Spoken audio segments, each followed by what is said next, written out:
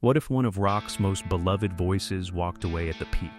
Not for drugs, not for money, not for scandal, but because the band had stopped feeling like his own. A Dutch millionaire funded the ad that started it all. A boarding school boy wrote confessions that became anthems. Two men recorded the same album in different cities and called it a band. Then came the handshake that shattered everything. This is the Roger Hodgson problem Supertramp never solved. The summer of 1983 should have felt like a victory lap. Supertramp had just completed the most successful tour of their career, a year and a half of dates spanning Europe and North America, playing to approximately 1.5 million people. The famous Last Words tour had been a logistical and commercial triumph. Stadiums, sold-out nights, crowds singing every word back to the stage under skies lit by thousands of watts. By late September, the end was no longer a rumor. Roger Hodgson had made it clear on stage that this was his last show with the band, and the final performance came on September 25th, 1983 in Irvine, California. The show went on anyway. It always did. Then came the last stretch of the tour. Then the final dates. And then, quietly, without a press conference, without a tabloid explosion, Roger Hodgson stepped away from the band he had helped build from nothing. No scandal, no lawsuit, no screaming match that ended everything, just a man who had made up his mind. Before we continue, don't forget to like and subscribe to the channel. Hodgson later described the moment with the kind of calm that only comes from genuine certainty. He said that Supertramp had stopped being a vehicle in which he could grow, that he was stagnating. Those aren't the words of a man who was pushed out.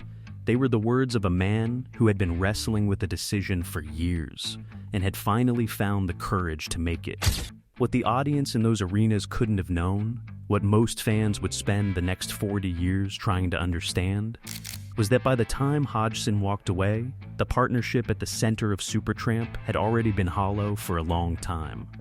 The magic they heard in those songs? It had been built in spite of the tension, not because of its absence. To understand why he left, you have to go back to where it all began. London, August 1969. Rick Davies was a blues-driven keyboardist from a blue-collar railway town who had found a financial patron in a Dutch millionaire named Stanley Miesegees. With Miesegees' backing, Davies placed an advertisement in Melody Maker searching for musicians to form a new band. Among the respondents was a shy, privately educated multi-instrumentalist named Roger Hodgson. He was 19 years old. He had grown up in boarding schools, where a guitar had been his only real companion through years of loneliness he would later describe as formative and painful. On paper, these two men had almost nothing in common. Davies was grounded, sardonic, and rhythmically rooted in jazz and blues. Hodgson was melodic, searching, and deeply spiritual, his lyrics shaped by a childhood that had left him questioning the world and hungry for meaning. Their early albums, a 1970 self-titled debut and the 1971 follow-up, Indelibly Stamped, failed commercially. Miesegees cleared the band's debts and stepped away. Most of the original lineup scattered. What remained was Davies and Hodgson. Maybe I'm mistaken, expecting you to fight. Rather than dissolve the project, they retreated to a rented farmhouse for £20 a week, surrounded by quiet, a local pub, and nothing else to do but write. The isolation forced a new kind of focus. They added new members, bass player Dougie Thompson, drummer Bob Siebenberg, and saxophonist John Helliwell. And producer Ken Scott, known for his meticulous work with David Bowie, pushed them toward a new standard of sonic precision. Scott famously spent a day and a half simply getting the snare drum sound exactly right on the album that would change everything. That album was Crime of the Century, released in 1974. It reached number 4 in the United Kingdom. It was the sound of two fundamentally different artists somehow aligning. Hodgson's soaring tenor carrying melodies that felt both fragile and enormous, and Davies' darker, more cynical voice providing an edge that kept the whole thing from floating away. Supertramp didn't succeed because these two men were alike. They succeeded because they weren't. The success of Crime of the Century should have brought the band closer together. Instead, it quietly codified the distance between them. By the mid-1970s, the working arrangement inside Supertramp had settled into something that functioned, but barely. Davies and Hodgson were no longer collaborating in any real creative sense. Each man brought fully formed songs to the band. Demos arrived complete with arrangements, melodies, and lyrics. The other members would then build around a vision they hadn't shaped. It worked in the way that a well-functioning machine works, efficiently, without warmth.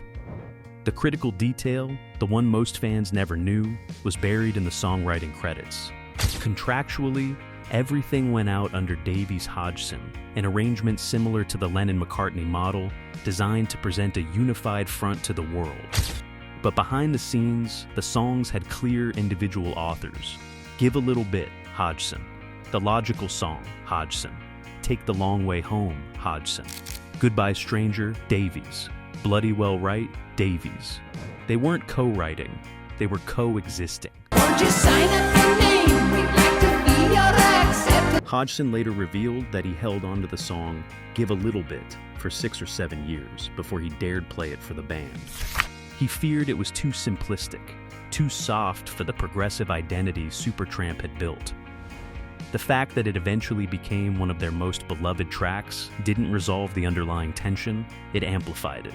Davies described the creative tension with uncomfortable precision. He said it was like two painters working on the same canvas, where one wanted red and the other wanted blue. The result might be beautiful, but nobody was actually happy with it. Success masked the fracture. The 1979 blockbuster Breakfast in America, which climbed to #1 in the United States and produced 4 charting singles, pushed Supertramp to the summit of the music world. But the higher they climbed, the more visible the divide between the two men became. Hodgson's songs were defining the band's public face, and Davies, the man who had founded the project, was watching from a different room. By 1979, Supertramp had conquered America in a way that few British bands managed to sustain. Breakfast in America sold millions of copies, produced 4 Billboard Hot 100 singles, and became the soundtrack to an era. The album's cover, a waitress posed as the Statue of Liberty, holding a glass of orange juice against a skyline assembled from kitchen utensils, was a winking, sophisticated critique of American commercialism. Or at least it could have been. The band themselves largely deflected the interpretation, insisting it wasn't a concept album at all. But the tension embedded in that image, the idealized versus the ordinary, the promise versus the delivered reality, mapped almost too perfectly onto what was happening inside the group. Hodgson's contributions to the album resonated most deeply with audiences. The Logical Song reached #6 on the American charts. It was built from his own experience. The boarding school years, the loss of childhood wonder to the grinding machinery of adult expectation. Lines about being sensible, responsible, clinical, they hit a nerve for millions of listeners who had felt the same grinding transition from youth to obligation. That song wasn't a composition, it was a confession. You look at my girlfriend, but she's the only one The Breakfast in America World Tour stretched across 1979 and 1980. Playing to enormous crowds on both sides of the Atlantic. At live shows, Hodgson performed behind his electric piano, his percussive playing style as recognizable as his voice. When the band appeared on programs like the Midnight Special, audiences remarked that they sounded identical to the records, a rarity in an era of loose live acts. But the very success that cemented Hodgson as the band's public voice was pulling him further from what he actually wanted. The touring was relentless. The commercial apparatus demanded more. And for a man who had moved towards spirituality and family life, whose songs were increasingly driven by a private search for meaning, the machinery of Supertramp was becoming something he no longer recognized as his own. Davies could feel it too, and neither man had the language to bridge what was growing between them. In 1979, Roger Hodgson made a decision that said everything without a single announcement. He moved his family from Los Angeles to Nevada City, a small, rural community in the foothills of Northern California, away from the industry, away from the noise, away from the life that fame had constructed around him. He later described it as a necessary act for his mental health, a choice to make his family his priority after years of sacrifice for the band. The rest of Supertramp remained in Los Angeles. What had been a creative distance became a physical one, and when it came time to record what would become their final album together, Famous Last Words, released in October 1982, the architecture of the project reflected the architecture of the partnership. Hodgson recorded his parts at his home studio in Nevada City, which he called Unicorn. Davies recorded his parts at a studio in Encino called The Backyard. They came together only for overdubs at outside facilities. They were making the same album in different cities for different reasons. Hodgson called it a miserable project. He described it as a last-ditch attempt to see whether the group could still function as a unit. The answer, delivered by the experience of making the record itself, was effectively no. Critical reception for Famous Last Words was lukewarm. Reviewers called it soddenly bland by the standards of their earlier work. The chemistry at the core was missing, because the two men who generated that chemistry were no longer in the same room. The Famous Last Words tour became something bittersweet and strange. At concerts during that run, when It's Raining Again reached its chorus, audiences across Europe opened umbrellas in unison, a spontaneous, communal gesture that had evolved from early shows and become tradition. It was a remarkable image of fan devotion, and it played out night after night while the man who sang the song was quietly preparing to leave forever. When Roger Hodgson walked away from Supertramp in 1983, he and Rick Davies reached what Hodgson described as a gentleman's agreement. The terms, as Hodgson recalled them, were clear. Davies would keep the Supertramp name. He could continue touring and recording under that banner. But Hodgson would retain the exclusive right to perform his own songs, the hits he had written, the melodies that had defined the band's public identity. In a world of lawyers and contracts, they sealed it with a handshake. For a while, the agreement held. Davies rebuilt Supertramp with a new lineup and continued releasing music. The 1985 album, Brother Where You Bound, and the 1987 follow-up Free as a Bird earned modest commercial returns, but could never replicate the emotional impact of the classic era. Critics and fans noticed what was missing. The dual voices, Hodgson's searching tenor balanced against Davies' grounded cynicism, had been the engine. Without it, the machine still ran, but it didn't go anywhere that mattered. And then, the handshake broke. As the years went on, the Davies-led Supertramp began performing Hodgson's songs in concert. Songs Hodgson had written from the deepest personal corners of his life were now being performed by a band he was no longer part of, in front of audiences who had come to hear his voice and were hearing someone else's instead. Hodgson experienced it as betrayal. He had handed over the Supertramp name, the brand he had helped build, and received in exchange a promise that was not kept. He later reflected that he would never have surrendered the name for nothing, that the handshake had been built on trust, and the trust had been broken. He rebuilt his life as a solo artist, performing his Supertramp classics independently to audiences who came specifically to hear the originals. Roger Hodgson's solo shows became pilgrimages for fans who needed to hear that voice, singing those words the way they were always meant to be sung. Most fans assumed the Supertramp story ended in 1983. The classic lineup dissolved, the principal players went separate ways, and the music remained, frozen in amber, perfect as it was. What most people didn't know was that the battle over that music was still being fought in American federal courts as recently as 2025. The legal conflict had roots in a 1977 agreement reached during the height of the band's success.